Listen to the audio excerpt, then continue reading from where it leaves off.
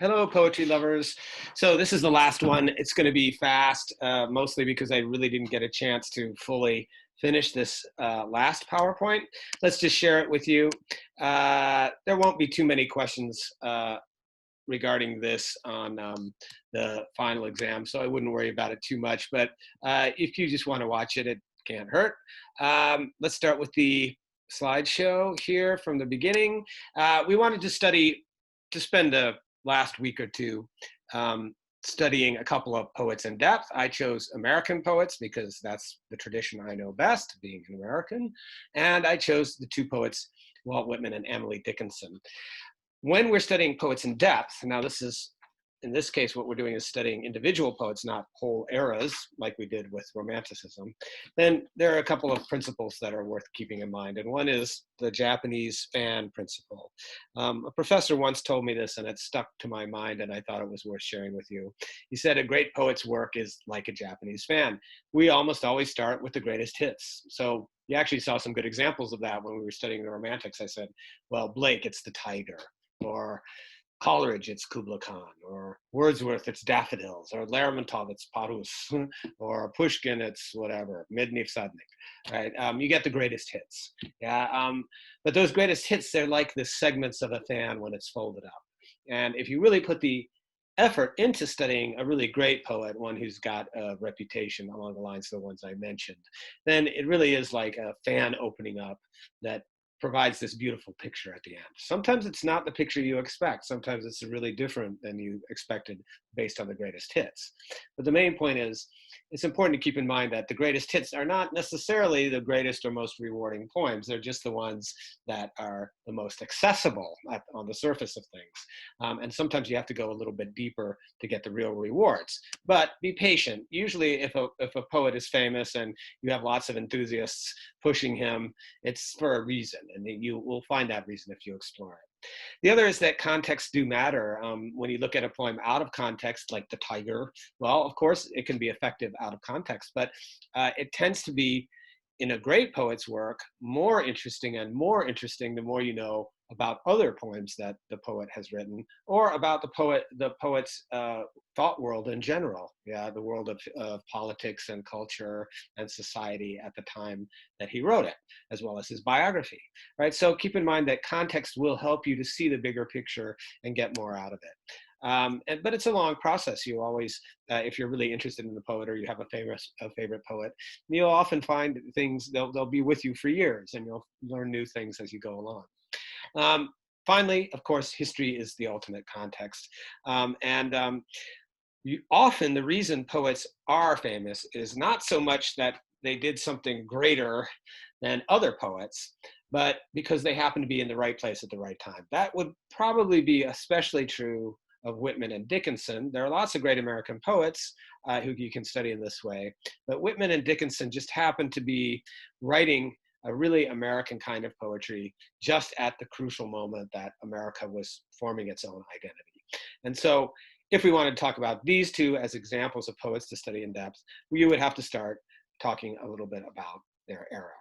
Okay, so of course, partly they were in the era of nationalism. So if you look at both of them, born in the Romantic period as I've defined it, 1750 to 1850, although they were matured as a poet after this. So normally we probably wouldn't call Whitman and Dickinson romantics, because most of their poetry is written after 1850, but they were born in the Romantic era, and so the generations of poets who influenced them, the immediate previous generation, was for sure Romantic. And both were really involved in this process of nation building, this Romantic nationalism, where we have the national poets and so on. Whitman is about as close as we really come to a national poet, with Dickinson the second one. And both of them really were products of the American Civil War. So Whitman would have been about 40 when the war started, and Dickinson about 30. But both of them, like all Americans at the time, were really heavily influenced by the war. The American Civil War is something that I think a lot of people in Soviet Union don't appreciate, or former Soviet Union don't appreciate, but it really is by far, for us Americans, the most important war in our history. The Second World War was a pretty bloody war for us as well, but it was a foreign war. It was a war that happened on the other side of the ocean, unlike in Russia, of course. So for us, the Second World War isn't really so close to home and as close to our heart as the Civil War. So both Whitman and Dickinson were in sort of the right place at the right time because they witnessed the Civil War as adults and they went through it. Yeah. Okay, so American English is really the important thing for both Whitman and Dickinson. As I mentioned when I was talking about Wordsworth, for example, the British Romantics tried to make their poetry sound natural in English. That was part of their role, was to make English an English poetry that was appropriate to the features of the English language. This happened in Russia also, when Nikolai Karamzin was trying to get Russian poetry to sound more natural. And the same thing happened to Americans. Around the middle of the 19th century, we Americans began to notice for the first time that we had a really distinct accent, and we had a really distinct vocabulary, and we had regional dialects and all sorts of things that were completely different from the British. But we were colonial people, so we really understood ourselves to be totally a Reshka culture compared to the Oriol culture of Britain. So people like Whitman and Dickinson were really important in America trying to assert itself as an Oriol culture and not just as the Reshka culture of Britain. Whether we succeeded is a good question that you can debate. And we have this question over whether you should study British English or American English, and it's an open question to this day.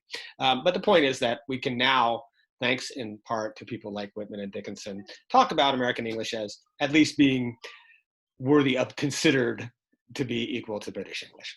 Okay, I know Vivian Westbrook might disapprove, but Whitman created a really distinct American poetry, and he did it in content and form. And the content is, as the few examples we looked at in class illustrated, about hard work, about industry, all those things that are sort of stereotypically American: individualism, optimism, freedom and democracy, the beauty of nature, the wilderness. Lots of Europeans don't appreciate that America, a lot of it is still wild. And in fact, Americans and Russians and Kazakhs have a lot in common in that respect compared to Europeans, yeah? Because Kazakhstan is also a country that has vast, empty, open spaces still. And Russia, of course, as well, in Sibir. And America as well, even now, has vast areas of wilderness in it still. So, so there's a certain pioneer spirit that Kazakhs, Americans, and Russians have in common that Europeans don't have anymore and haven't had for a long time. So all of this content was in Whitman's poetry and made it very American. He's also by far the most interesting and sensitive poet of the American Civil War. But we look at some examples, and you can see that his Civil War poetry is very unusual. It's not really typical war poetry in that it's not really blatantly anti-war, but it's not for war either. In other words, it doesn't really support one side over the other. It's a kind of attempt to look at war in a sort of transcendental way. In other words, sort of looking at it from the perspective of eternity. And Whitman in general was very influenced by this sort of transcendental philosophy and this idea of looking at the world from a universal or cosmic perspective, as you see a lot of that stuff in his poetry. And finally, he produced a really a kind of poetry that was very much capturing the American way of using language, and not just the vocabulary, the accent, but the rhythms of the speech, which is the kind of thing I was talking about when I say sometimes you'll be at a restaurant and all the way on the other side of the restaurant you'll hear somebody speaking your native language, and even if you can't hear the actual words or the pronunciation of the words, you can hear there's something about the rhythm or the roll of the language that is somehow familiar to you as your native speech. I'm sure this has happened to some of you who've traveled abroad before, and you sort of know that's a Russian, or that's an American, or that's a Brit, and you can sort of tell just from the way from the rhythm of the speech.